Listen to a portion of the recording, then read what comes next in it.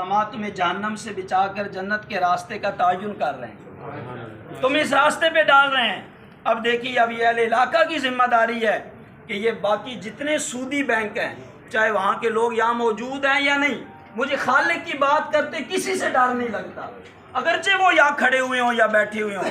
اب یہ اہل علاقہ کی بات ہے کہ ان بینکوں کو فلاپ ہونا چاہیے اور اس بینک کو عروج اور بلندی ملنی چاہیے، کیونکہ یہ خالق کے نظام پر آیا ہے۔ جو اب دیکھیں یہاں پر آپ کو نفع بھی ملے گا، لیکن وہ نفع نہیں جو انہوں نے دیا، کہ انہوں نے سور اور خنزیر کے اوپر بکری کا نام لکھ دیا اور لوگ سمجھنے لگے کہ منافع، بچت، قومی بچت، فلاں اور فلاں۔ سور اور خنزیر پر بکری کا نام لکھنے سے اور شراب کی بوتل پر جامع شیری کا لفظ لکھنے سے وہ حلال نہیں ہو جاتی۔ یہ حقیقت میں بکری ہے اور حقیقت میں جامع شیری ہے۔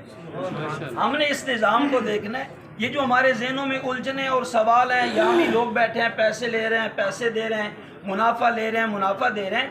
آپ اس کی مثال ایسی سمجھ لیں کہ دیکھیں، یہ ملک کیا پوری دنیا میں قربانی کے ایام آتے ہیں اور قربانیاں ہوتی ہیں، کتنے جانور کٹ جاتے ہیں، حالانکہ وہ 1 یا 2 بچے دیتے ہیں، اور بلیاں اور کتیا 6 اور 8 بچے دیتی ہیں۔ اس کے باوجود ان کے کہیں ریوڑ موجود نہیں، اور آج بھی پوری دنیا میں بکریوں، گائے اور بھینسوں کے ریوڑ موجود ہیں۔ وجہ یہ ہے کہ اس سے برکت ہے۔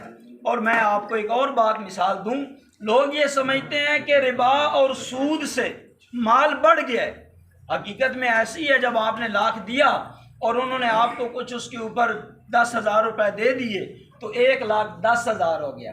لیکن اب میں دیہاتی ماحول میں آپ کو بات سمجھاؤں، یہ ایسی ہے، اگر کسی آدمی کے جسم میں سوزش ہو جائے اور جسم میں ورم آ جائے اور وہ بڑھ جائے، کوئی بھی عقل مند آدمی یہ نہیں کہے گا کہ ماشاءاللہ آپ کا جسم بڑھ گیا ہے، بلکہ وہ موت کا پیغام ہے۔ یہ سود کے ذریعے مال کا بڑھنا حقیقت میں جہنم کا پیغام ہے۔